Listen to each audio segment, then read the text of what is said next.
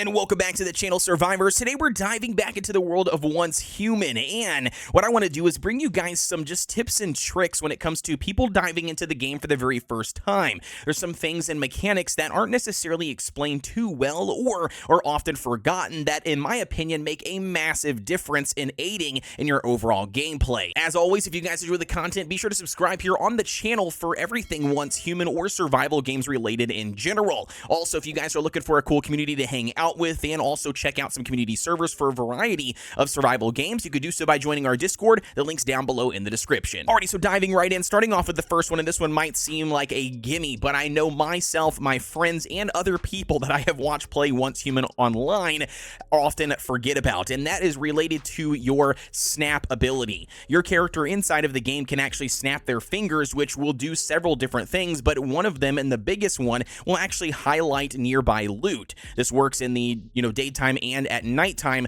but nevertheless, you can go ahead and press Q on your keyboard. In doing so, your character snaps, and then obviously it'll highlight loot in an area. Well, the second part of this is that if you actually press F to loot one of those items that are highlighted, all of the items that are highlighted within a close area will actually be AoE looted. So you'll actually loot all of those items at once, and you don't have to go to each individual item, that was highlighted to collect the resources. This is not only an absolute game changer when it comes to saving you time, because in Once Human, you're going to spend tons of time, running and gunning and looting and shooting. And so it's going to save you time, obviously, doing that. But secondly, it really helps out when it comes to finding those hard to find chests or materials that could be hidden in a random city or a dark spot. And speaking of looting, that brings us to the second really important point, and one that's pretty obvious for a lot of players, but I still see tons of people, including my friends that are running with me sometimes, just missing over or just skipping over tons of loot. And that brings us to looting everything.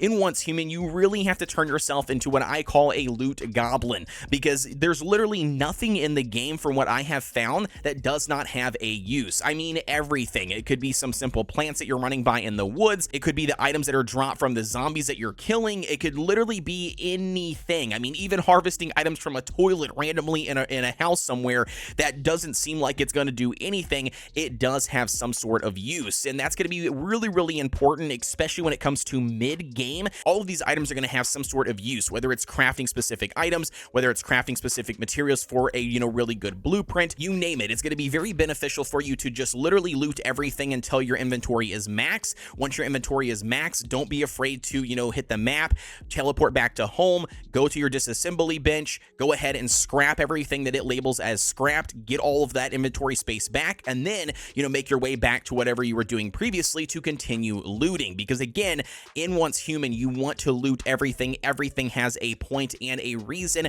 so do not skip over that loot. Now, next up, let's talk about the specializations in the game, as I know a lot of people are kind of curious how this system works, but it's very important to understand. If you go ahead and press O on your keyboard and pull this up, basically your cradle, you've got the Memetic system on the left. If you click on the Memetic system on the left-hand side, on the very top, you will see this little up golden arrow. If you click that, this is actually going to be your Memetic specialization. Now, what these are essentially additional buffs or specializations, if you will, that can cater to your individual play style. It's important to understand that the options that you get to pick from when you unlock one of these, as you can see, they unlock at different levels. You can see the next one I will unlock is at level 30, but once you unlock the options to pick one, you'll have a couple of different options on screen. From here, you can go ahead and pick one of these. Now, unfortunately, these options are random at every single level, so you and your friend could have vastly different options here at the exact same level that you unlock a specialization.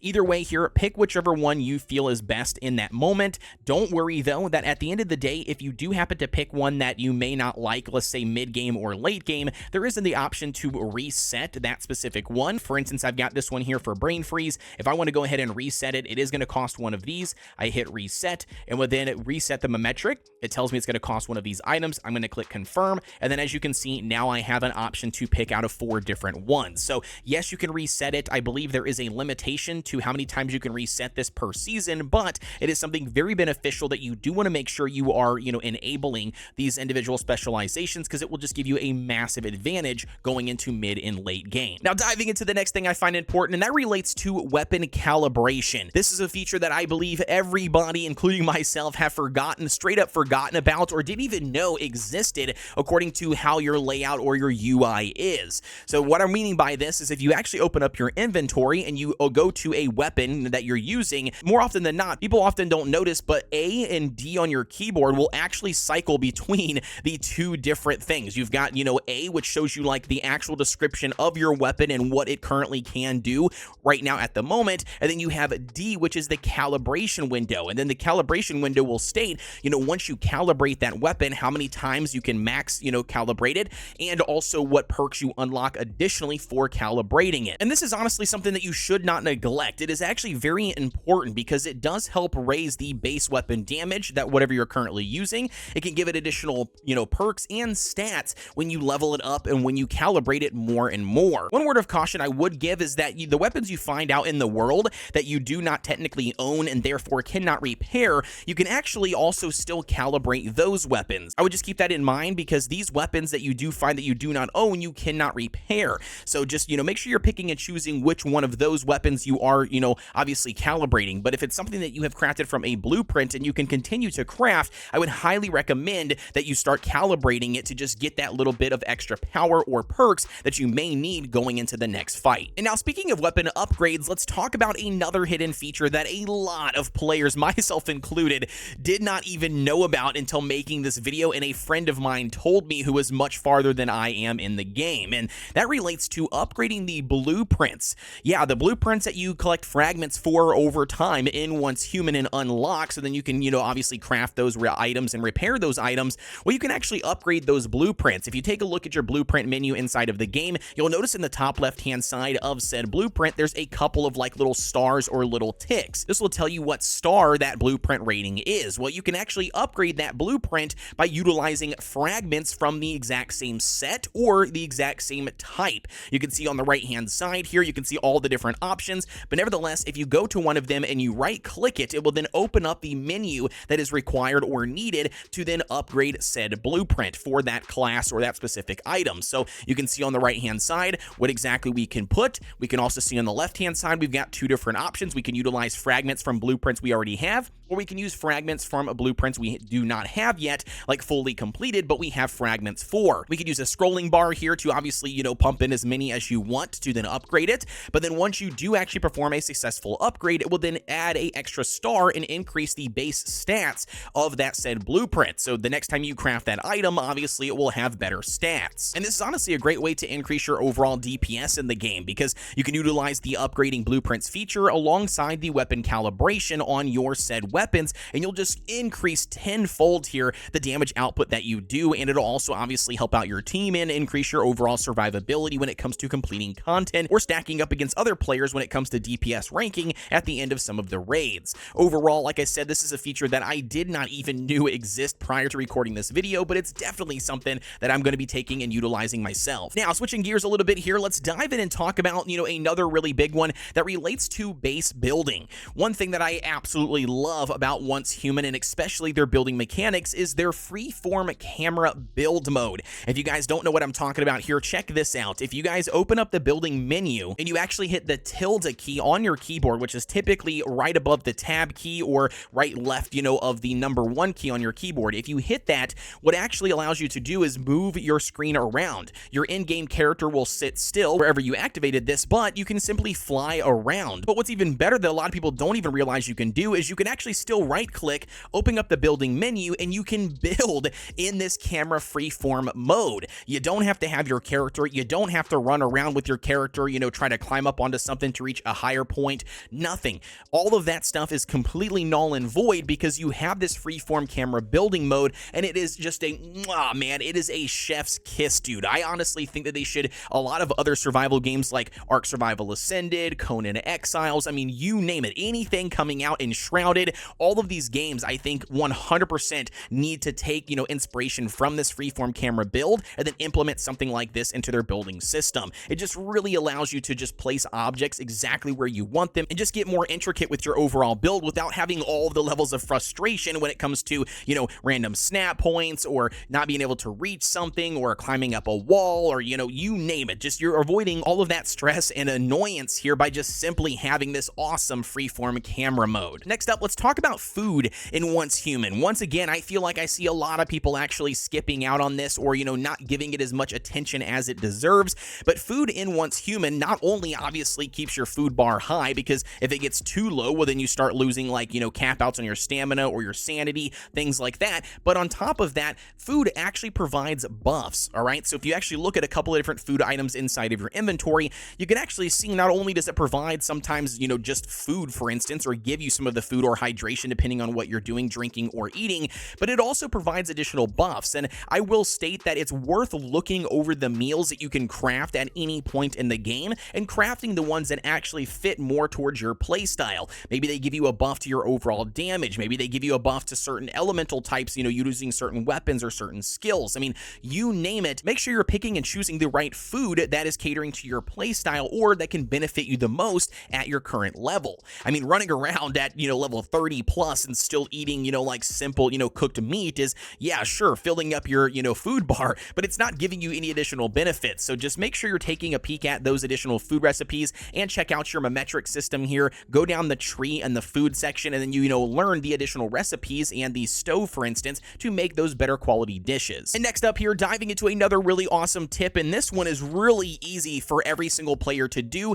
and it will give you a lot more experience gains when it comes to leveling up your character, on top of additional materials and resources that you could use for things like crafting. And guess what? You don't have to do anything different than you're already currently doing inside of the game. So inside of the game, if you press and hold tab and you actually summon V, which is that one-eyed raven bird guy that you actually start talking to, the NPC, at the very beginning of the game, if you actually summon them and then talk to the bird, once again, you will see here a list of just a bunch of commissions. If you go ahead and check out all of these individual commissions, they're very simple and very easy to do. A lot of them are like, chop down so many trees, collect so much wood, collect so much ore of a specific type, smelt so much ore, go run so far, distance-wise, drive so far distance-wise, like, you name it, a lot of these things you're going to be doing and completing already, so you need to make sure you're just picking up these commissions at any given moment. Not only that, they are broken down by tabs. You can see 1, 2, 3, 4 at the very top here. You can't go on to the second one or third tab, for instance, until you complete all of the commissions on the very first tab. But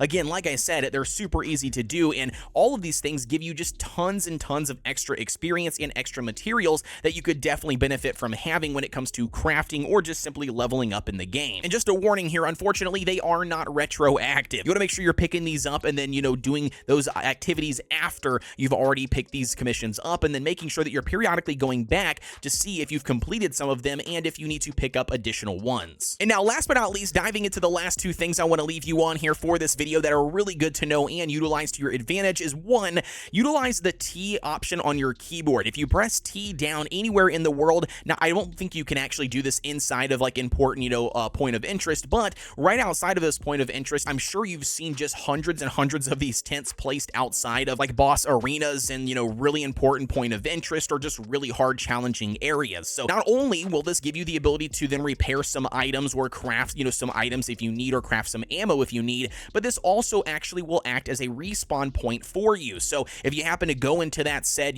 point of interest and then die, instead of respawning back all the way back at your base, which could be clear across the map that you just simply traveled here to, you can actually just respawn right back here at your, campsites. Just make sure you're utilizing this to your advantage prior to going into one of these locations, and it will save you tons of time by not having to travel back all the way from your territory. And now for the last one, another easy one, but very important one that is very easy to not do, and that is saving your acid that you get early on. When you're killing some of the zombies early in the game, a lot of times they're dropping high amounts of acid, and you just simply discard this because at the moment you don't really utilize it for a whole lot of things, and you don't really feel like it's necessary to keep it because you're going to continue to kill more zombies. But that is actually a giant mistake, as acid actually becomes very important mid to late game. You're going to find a lot of items and recipes and things that are going to call for a lot of acid, so don't make the mistake and discard your acid from the very beginning and think that it's just something you can get in abundance, because again, having that extra bonus there will allow you to either immediately start crafting items or simply make you not have to farm as much acid